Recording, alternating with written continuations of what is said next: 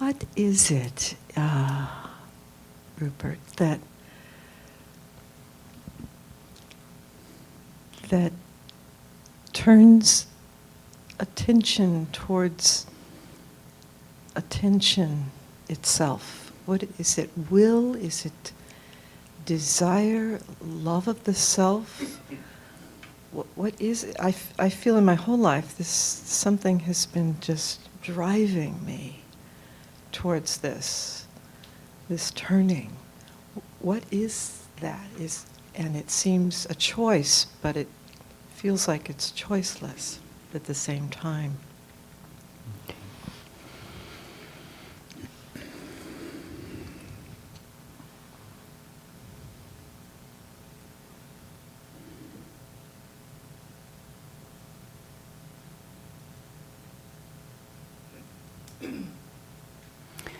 So, visualize yourself as pure love.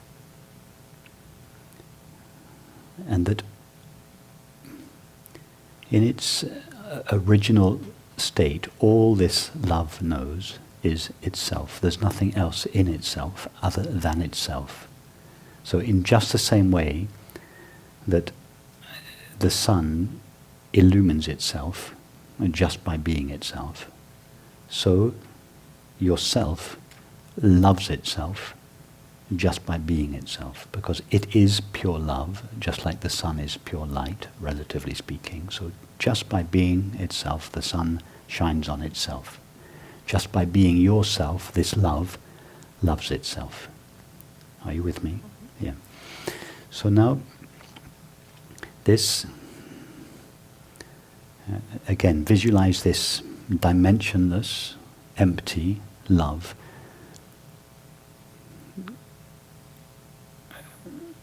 modulating itself in the form of experience. So it takes the full shape of our experience, yes? And then, as we saw earlier today, one of the objects in experience seems to become a separate subject, yes? So you imagine you have this dimensionless space made of pure love. It becomes like a three-dimensional hologram of our experience, and one of the people, this person here, becomes the subject of experience. Although the whole hologram is made out of this knowing, loving stuff, that one person here appropriates it and thinks it belongs to me. Yes? At that moment, duality begins. The knowing and the loving take place in here, and what is known and loved takes place out there. So instead of loving myself, instead of awareness knowing, being, and loving itself alone, awareness has apparently contracted into a separate self, and at that moment the separate object, other, or world is projected outside. So now the love that awareness, with which awareness loves itself alone, is now veiled, because it has been squeezed into a temporary form. So, in other words, awareness is seemingly cut off from the love with which it loves itself. And hence there is always a wound in the heart of the separate self. Because the separate self, it feels the love out of which it is made, because in this hologram, the separate person is made out of the loving, knowing space of awareness. So the separate self always knows what love is. All separate selves, if you ask any separate self, do you know what love is? They always say yes. It may be lost. They may be in search of it. In fact, all separate selves are in search of it, because the separate self is the veiling of this love. Hence the separate self is always wounded, is always a wounded self. And what does it do to complete, to heal this wound? It looks for someone or something to love. It goes, because the source of itself has been veiled. The moon only shines towards the earth. It only points towards the earth. It can't see the sun where its light comes from. So the separate self can't see where its selfness comes from, where this intimation of love comes from.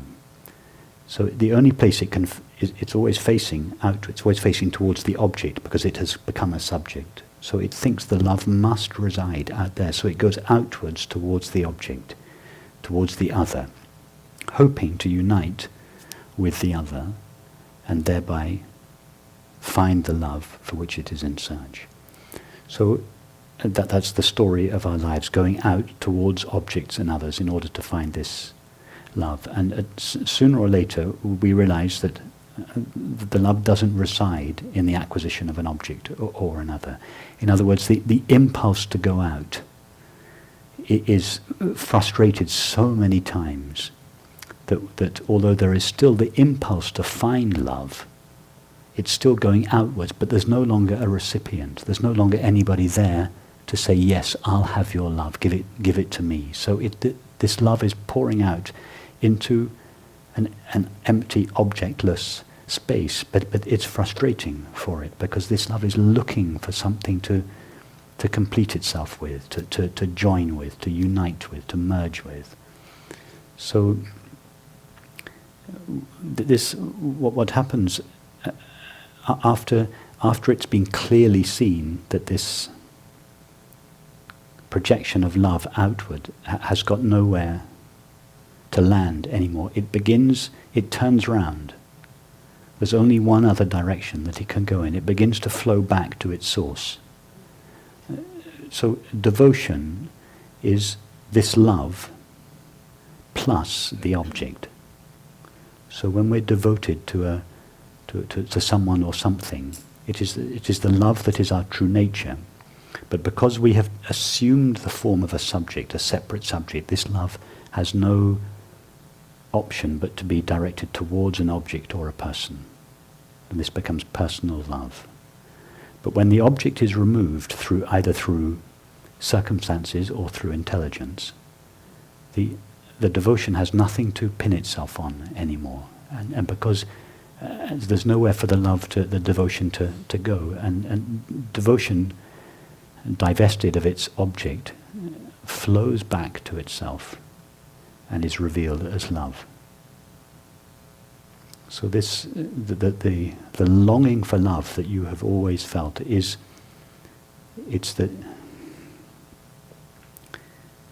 like, if you have a little bit of salt in your mouth, everything you taste will taste salty. So this love is part of our essential nature. Therefore, all experience is tinged with the longing for love. And when we, either through circumstances, the object is taken away, or through understanding, we realize love doesn't reside there. The object is removed, and this devotion has no other direction to go other than to flow back into its source. And that is where it is realized as love. That is why you ask all separate selves, all 7 billion of us, what do you want more than anything else? Love, or happiness, or peace. It's the same thing. Because once the sense of separation has arisen, love is veiled, that the wound in the heart is felt, and everything that separate self does from that moment on is done in order to ease the pain of separation. The acquisition of an object or a person temporarily relieves the pain, but it doesn't really cure it. The real cure for it is to flow back and find the source of love in ourselves.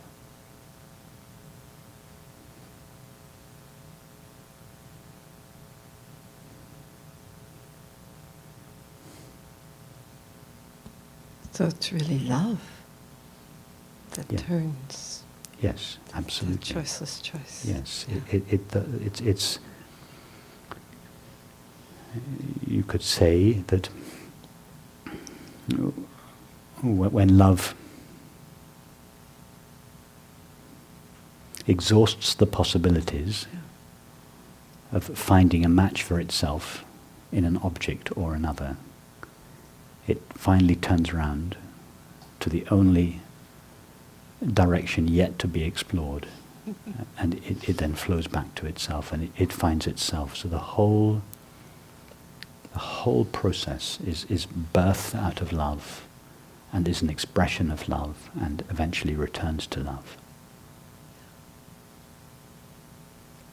Leonard Cohen said, in love we are born, and in love we disappear. Yes. Yeah. Yeah. Absolutely right. Yeah. Yes. Thank you. Yes. Thank you, Jeff. Birth, death, and love, all the same event.